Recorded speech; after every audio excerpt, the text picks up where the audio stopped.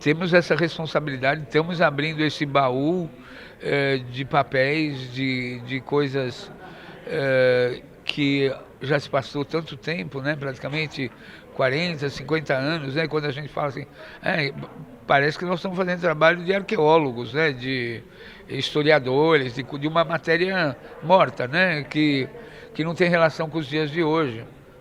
Então, essa vivificação que nós estamos fazendo é tentativa de fazer a ligação do passado com o presente, né?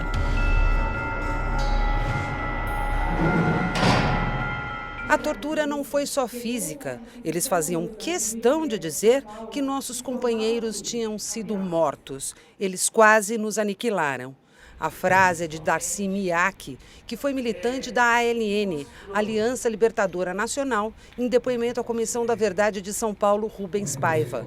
Darcy relatou a prisão no DOI-CODE carioca e também no paulista, e passagens vividas por outros presos políticos presenciadas por ela. É o caso da morte do também militante da ALN, Elcio Pereira Fortes. A versão oficial garante que ele foi morto em 28 de janeiro de 1972, numa tentativa de fuga na rodoviária de São Paulo, ao resistir à prisão. Mas há versões diferentes também em relatórios da Aeronáutica e da Marinha. Darcy Miak desmente todas.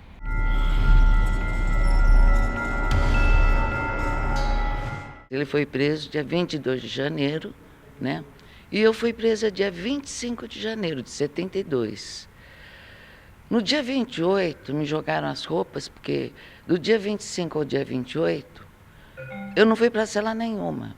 Eu ia da sala de tortura para a chamada geladeira. E lá ficava nua, né? Então, no dia 28, no meio da manhã, jogaram a minha roupa e disseram assim, põe a roupa. Pus a roupa. Me levaram para um lugar, não sei se era um corredor, o que era, que eu estava de capuz. Aí, por sorte, a fresta do capuz estava aqui na frente. Então, eu vi uma pessoa, um rapaz. Aí, pela fresta, eu olhei bem, era o Elcio Pereira Fortes. Então, no dia 28 de janeiro, no meio da manhã, nós fomos transportados, o Elcio e eu, da Guanabara para São Paulo.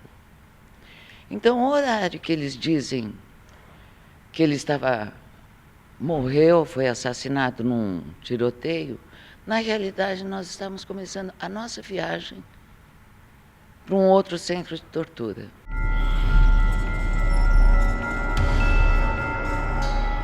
Antigamente demorava mais, né? Tinha que abastecer mais o carro era mais lento e tal.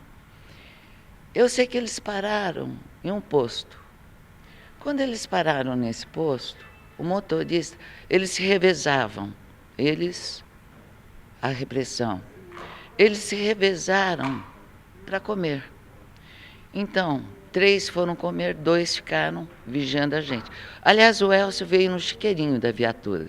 E eu vim, tinha uma fileira entre nós dois, 3 homens, e eu vim no banco da frente entre o motorista e outro policial. Então não tinha comunicação entre nós, entre mim e o Elcio. Mas nessa parada, o motorista ligou o rádio,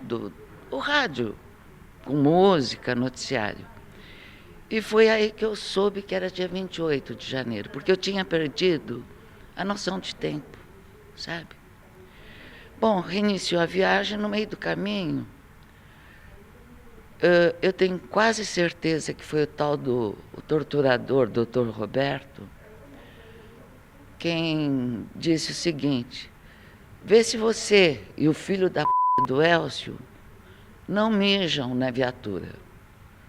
É uma terrível ironia, porque nós estávamos sem comer, sem beber, o que tínhamos de líquido já tinha saído na tortura, entende?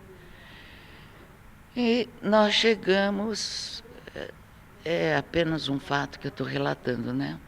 Um fato não, algo muito importante, porque para mim foi assim, a prova dos 9, de que realmente era o Elcio Pereira Fortes que estava comigo. Eu já tinha visualizado lá na Guanabara, tinha 90% de certeza que era ele. Mas como eu estava de capuz e era pela frestinha, eu não tinha certeza de 100%. Na viatura, sim, tive certeza absoluta.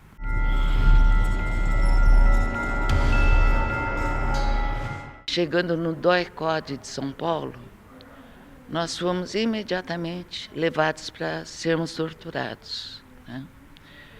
Ele ficou sendo torturado numa sala e eu em outra. Então, a gente grita, né? Leva choque, aquelas coisas todas. Quando havia um pequeno intervalo, eu ouvia gritos, sabe? E eram os gritos do Elcio. Aí você me perguntou se eu conhecia o Elcio. Sim, eu conhecia muito o Elcio. Embora a minha área fosse São Paulo, eu fazia São Paulo e Rio. E ele era um dos dirigentes lá da Guanabara. Então, os nossos encontros eram frequentes. Então, eu o conhecia muito e tenho uma profunda admiração e muita estima por ele. Darcy Miak também relata os encontros com Frederico Eduardo Mair, militante do Movimento de Libertação Popular no DOI-CODE paulista. Eu estava no DOI-CODE, né? E eles queriam um aparelho onde eu tinha ficado. Então eu tinha aprendido que você falando, não, é tal lugar, mesmo não sendo, você tem um espaço de tempo para respirar. Quer dizer, aquele tempo é um tempo que você não é torturada, né? No retorno da procura desse aparelho, que evidentemente não acharam, né? Eu vi um rapaz, desci da viatura, né? Não estavam mais pondo capuz em mim, desci da viatura, fui levada até a porta, entrando, do lado direito tinha um banco, do lado esquerdo tinha uma saleta, que era a saleta onde ficava o Dulcídio Vanderlei Bosquila, que foi juiz de futebol. Então, quando eu pus o pé na porta, eu vi um companheiro sentado no banco, ensanguentado, né? Eu não sabia quem era no momento. Depois fui levada para a cela e não vi esse companheiro. Mais tarde, no dia seguinte, eu tornei a vê-lo saindo da sala de interrogatório e tortura. Bem alquebrado, né? Bem arrebentado. E a terceira vez que eu vi o Frederico Mair, ele estava sendo levado para a cela 1, que ficava em frente, quer dizer, tinha a solitária do lado de lá, depois a cela 1. A nossa cela feminina ficava em frente.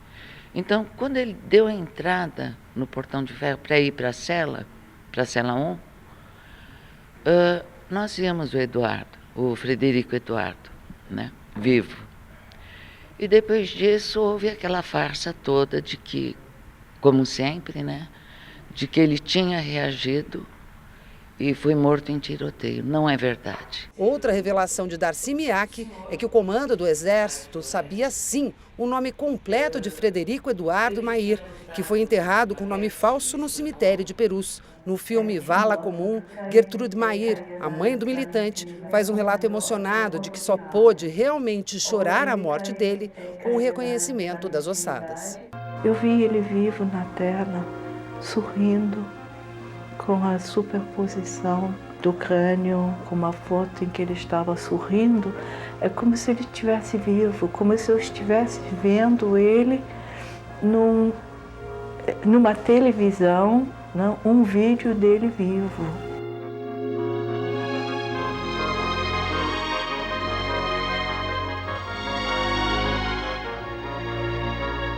Eu me senti assim muito gratificada ao vê-lo identificado.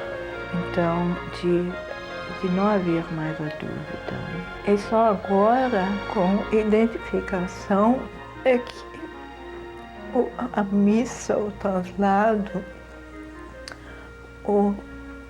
sepultamento é que a coisa ficou realmente consumada. Antes era uma coisa só lá dentro que não saía. Não que eu estivesse reprimindo, mas que não conseguia sair. E agora não. Agora é